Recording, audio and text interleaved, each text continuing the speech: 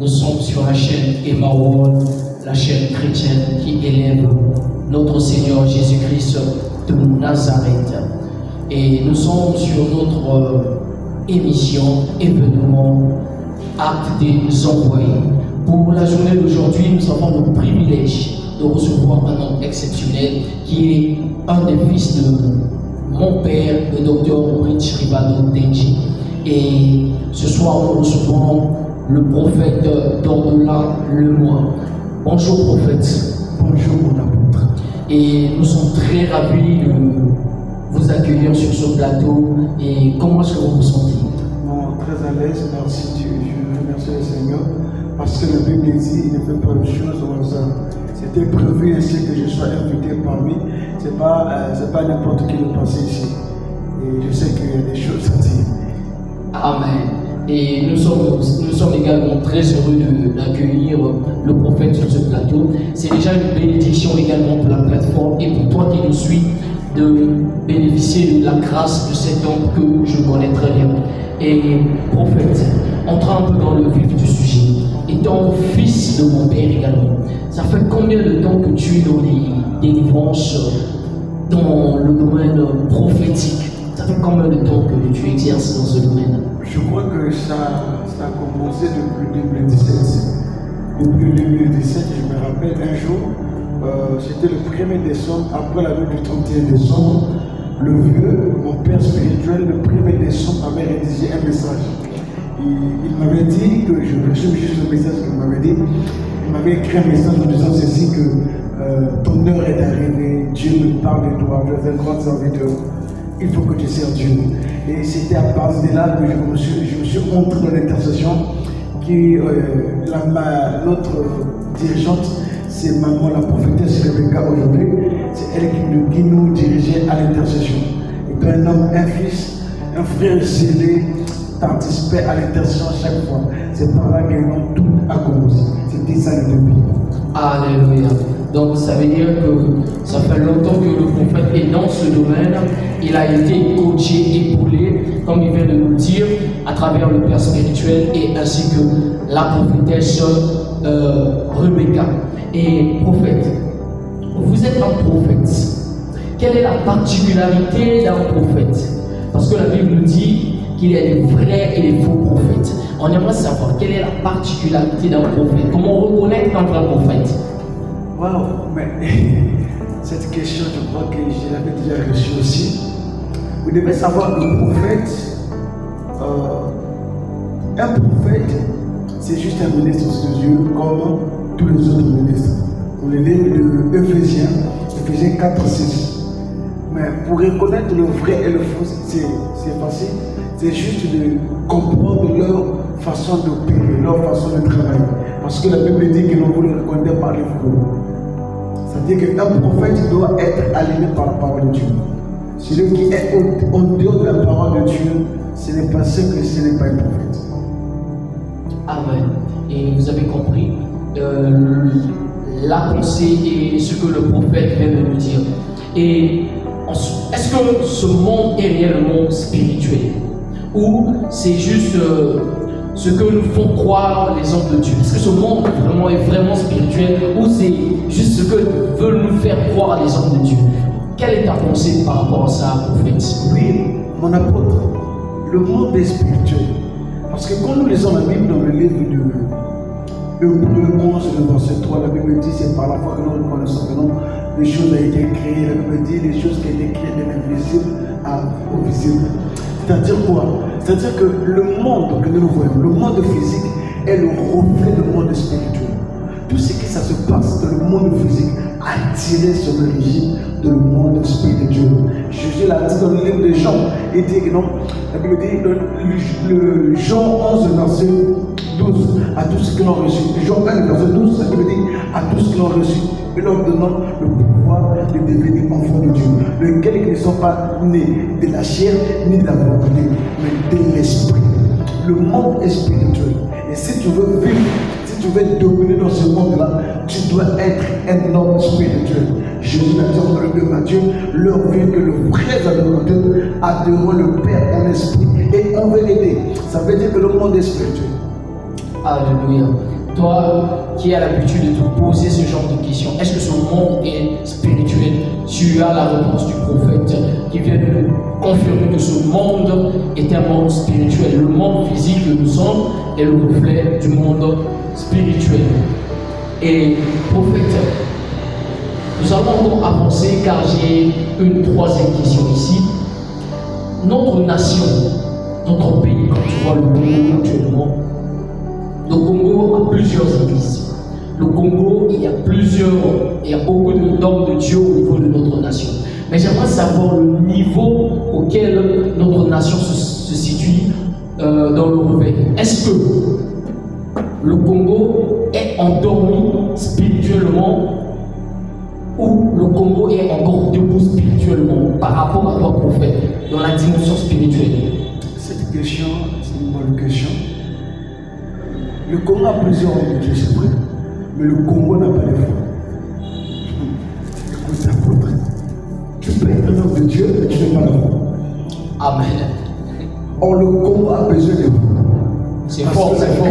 la guerre de temps de la fin, c'est la guerre de foi. Et ce n'est pas la guerre de temps de Dieu. Quand vous lisez l'Apocalypse, vous allez vers la voix des septième archange. C'est la foi. Le Congo a besoin de foi. Spirituellement, je suis en train de voir quand nous regardons un peu l'histoire des Esaïe, nos prophètes, nos ancêtres comme d'Esaïe. Et il y avait du réveil. Pour l'instant, dire que le Congo est endormi, c'était auparavant, si je peux dire. C'était auparavant, mais là, je crois que par la grâce de Dieu, on se réveille un peu. Alléluia. Parce que je vois qu'il y a une jeune génération qui est en train de monter aussi dans le domaine prophétique. C'est un vent également que l'on constate nationalement et on constate aussi de l'autre côté de la RDC aussi. Et donc, toi qui te poses des inquiétudes sur le réveil congolais, on t'a confirmé que dans le passé, le réveil était peut-être endormi, mais actuellement, le réveil est en train de répondre également au challenge spirituel, car l'ennemi est là, mais les hommes de Dieu aussi sont là, vu que le pouvoir a été donné, et nous répondons également. Prophète, et je suis très ravi que vous soyez ici, et je suis très ravi également qu'il y ait des réponses à ces questions. Étant un envoyé de Dieu, vous savez, il y a des moments où vous prophétisez. Okay? Te connaissant, je t'ai déjà vu à l'action plusieurs fois, j'ai déjà vu prophétiser pour plusieurs personnes. Mais qu'est-ce que ça te fait par exemple? Comment est-ce que tu peux définir cela? Il y a tendance à ne pas, quand vous prophétisez sur certaines personnes, la personne, dans le déroulement de sa vie, il voit cette prophétie se concrétiser. Mais il y a d'autres personnes, quand vous prophétisez par exemple, cette prophétie ne se concrétise pas. Quel est dû à ce phénomène, à celui qui rate par exemple sa prophétie? Waouh, quelle belle question. Le problème, ce n'est pas le prophète. Le problème, c'est ceux qui reçoivent le prophète. Amen. Vous savez, apôtre, Dieu est surveillant. La Bible dit dans le livre de l'homme, il n'est pas le fils de l'homme pour se mentir, ni l'homme pour mentir. Mais qu'est-ce que fait? Il n'y a pas la prophétie, il n'y a pas l'accomplissement de la prophétie dans l'obéissance. Le premier point, c'est la désobéissance. 1 Samuel 15, le verset 22. Samuel dit à Saoul, Dieu ne prend pas plaisir au holocauste, Dieu ne prend pas plaisir au sacrifice, mais vaut mieux l'obéissance que le sacrifice. Combien de gens obéissent lorsque Dieu leur donne des prophéties, lorsque le prophète libère une parole? Combien de gens obéissent aux paroles données par le prophète? La deuxième chose qui fait ces choses, c'est la vie du péché. Il y a des gens qui ont reçu de prophéties. On dit par exemple, je prophétise, apôtre, tu dois te marier demain. Tu dois te marier en 2025. Tu prophétises à une femme, tu vois que la femme se laisse à tout le monde. Elle se dit, bon, on ne sait pas là où ça doit s'accomplir, on doit tout laisser. On l'a même dit dans le livre de Jérémie 14, verset 4, tu perdras par ta faute ton héritage. Lorsque on entre dans la vie du péché, ça peut être l'une des choses qui peut bloquer le fonctionnement de la prophétie. Amen. Toi qui as l'habitude de qualifier également faux prophète, vrai prophète, parce qu'on a prophétisé et que tu n'as pas vu cette prophétie se concrétiser, comme vient de le dire le prophète, il y a ta marche aussi qui fait partie aussi. Il y a la concentration aussi. À la fois, tu t'es déconnecté aussi de la source, de là où tu étais censé bénéficier également. Et prophète, une fois j'ai suivi une des vidéos, il y avait une campagne spirituelle au niveau de l'église dénommée Impactation prophétique. J'ai vu la vidéo et sur la vidéo on disait prophète d'Ordelais, homme de montagne. Pourquoi ce surnom là, homme de montagne? C'est parce que les prophètes ont-ils une nature attachée avec la montagne ou bien c'est quelque chose qui vous inspire vraiment? C'est là où je me suis sorti. C'est là où ma source. La source. C'est la source, c'est l'une des clés de mon ministère. Amen. Et c'est l'ADN de notre église. Alléluia. C'est l'ADN de notre église. Et le montagne, c'est nous souvent c'est juste le Seigneur. Le Seigneur, c'est un moment que on se retire de la distraction, on parle là-bas de la nature et pour bien se reposer, c'est pour bien parler avec ton Créateur. C'est un peu ça, c'est notre ADN. Je l'ai reçu dans le son spirituel que j'ai reçu chez mon père, chez ma mère Rebecca et chez notre visionnaire, l'apôtre des nations, notre pépé, l'apôtre Franck Ebba. Alléluia. Nous te saluons également, grand-père, apôtre des nations, Franck Ibarra, là où tu es. Que le Dieu de grâce, le Dieu de l'Alliance, nous accompagne également à travers ce programme. Comme vient de dire le prophète, vous qui avez l'habitude à deux fois de se poser, pourquoi ils vont sur les montagnes? Comme vient de dire également le prophète, il y avait des moments où Jésus se déconnectait pour aller à la montagne également pour prier. Il est tendance aussi que de notre côté aussi, nous avons soif de passer des moments intimes dans le secret avec le Seigneur. Nous déconnectons avec les téléphones, nous laissons la famille de côté et nous montons seuls. Apôtre, je vais te dire quelque chose. Quand les gens parlent de ça, si ce n'était pas que la montagne, Pierre devait même voir Moïse et Élie. C'était à la montagne de Matthieu 17, verset 1er, à la montagne de transfiguration. C'est là où Pierre a vu Moïse et Élie. Alléluia. Oui, certes que Dieu dit que Dieu n'est pas la montagne, tu es partout. Tu n'es pas dans les églises aussi. C'est fort. Tu n'es pas dans les églises. Tu n'es pas la montagne, tu es dans toi. Tu as la capacité de ramener Dieu à la montagne, tu as la capacité de ramener Dieu dans l'église, tu as la capacité de ramener Dieu dans ta maison. Donc, qu'il nous laisse le temps d'aller chercher Dieu à la montagne. Amen. Qui a compris. Donc, ne jugez pas. Ça veut dire que partout où nous pouvons aller, nous pouvons emmener notre Dieu. Alléluia. Et prophète, nous tendons également vers la fin. Quel est le mot à dire par rapport à la jeunesse également, la jeunesse dans la spiritualité? Parce qu'il y a ces jeunes qui veulent se lancer très tôt, il y a ces jeunes par rapport aux ambitions, il y a des jeunes par rapport à l'appel.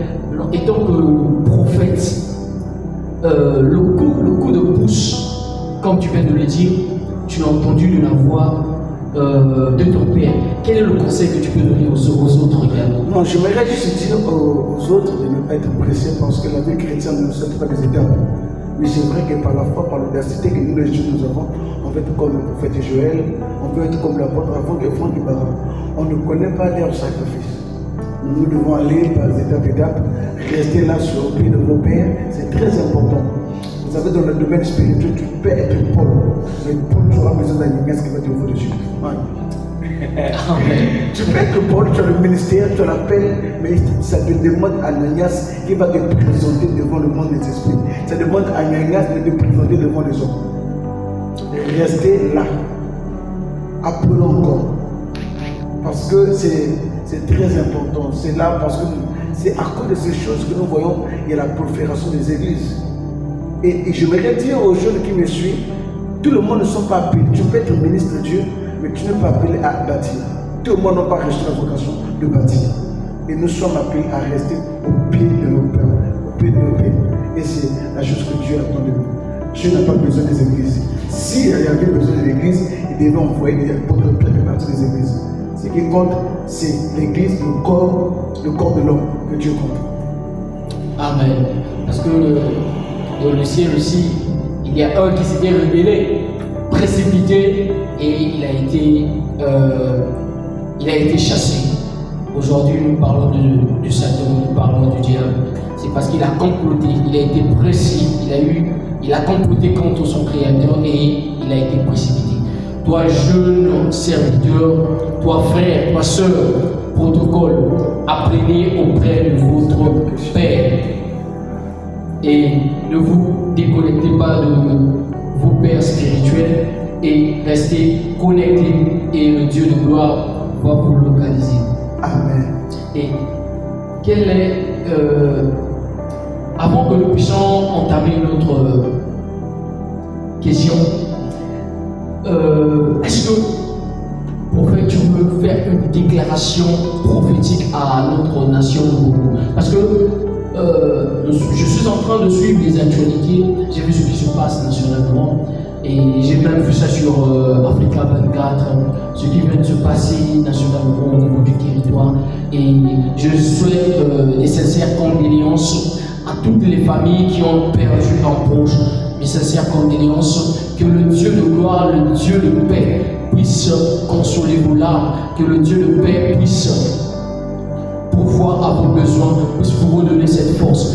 Qu'est-ce que tu as à dire par rapport aux événements que nous avons constatés nationalement qui a frappé le Congo actuellement? Bon, j'essaie de comprendre les choses. Quand la gloire arrive, la gloire a été toujours précipitée par des problèmes. Dans la dimension spirituelle, pour moi, je sens de voir que c'est une gloire spirituelle, un mouvement prophétique, un réveil qui veut se naître. Vous savez, à des fois que pour que le réveil soit le réveil, il faut que le martyr puisse mourir. Autant des églises, aujourd'hui nous prêchons la parole, il fallait que les pierres puissent mourir. Nos condoléances à ces hommes-là, on ne cherche pas ce mal-là, mais nous bénissons juste Dieu. Ce n'est pas une chose que tout le monde est dans les soucis, on se pose des questions, mais dans toutes choses, la Bible dit, rendez gloire à Dieu. Ce n'est pas des choses que nous demandons, ce n'est pas des choses que nous aimerons, ce n'est pas des choses que nous souhaitons arriver encore.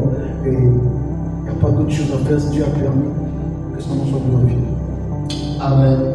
Et je souhaite les sincères condoléances à ces familles-là. Et on a une dernière question afin de chuter, prophète. Quel est le besoin réel de l'Église de nos jours? L'Église de nos jours, quel est le besoin? Le besoin de l'Église de nos jours, que nous devons remettre Jésus au centre. C'est tout. Comment ça? Comment remettre Jésus au centre de tout? Aujourd'hui, Jésus n'est pas au centre. Ce sont les intérêts personnels, les intérêts de nos pères, les intérêts des pasteurs, les intérêts des prophètes. Aujourd'hui, un prophète prophétise non pour donner la gloire à Dieu, c'est pour donner sa gloire. Aujourd'hui, les gens travaillent non pour donner la gloire à Dieu, on donne la gloire à leur ventre. Ce sont des véhicules qu'ils cherchent. Tout ça, c'est parce que Jésus est au centre. Et j'essaie de dire, le problème, ce n'est pas de prêcher le voyage, je ne suis pas contre ça. Mais il y a une chose que l'Église a perdue, c'est quoi? Le royaume du ciel. Lorsque le royaume est rétabli, lorsque Jésus est au centre, je suis sûr que donc le fondement sera, les seront pas ébranlés. Si les fondements sont ébranlés parce que Jésus n'est pas au centre. Remettons Jésus au centre de nos prédications. Remettons Jésus au centre de nos prophéties. Remettons Jésus au centre de nos miracles. Apôtre, j'essaie d'expliquer cette chose. Aujourd'hui, l'Église a perdu cette chose, cette sensibilité. Vous savez, aujourd'hui, je te donne un exemple palpable. Si aujourd'hui tu tues un serpent, tu vas remarquer que non, quand tu tues un serpent, en réalité, tu ne vas pas tuer le serpent avec tes mains. Il y a une chose qui t'est servie pour tuer le serpent. Ça peut être un bâton, ça peut être un couteau. Mais lorsque tu pars appeler les gens que j'ai tué un serpent, tu vas remarquer que tu ne montres pas la chose qui a tué le serpent.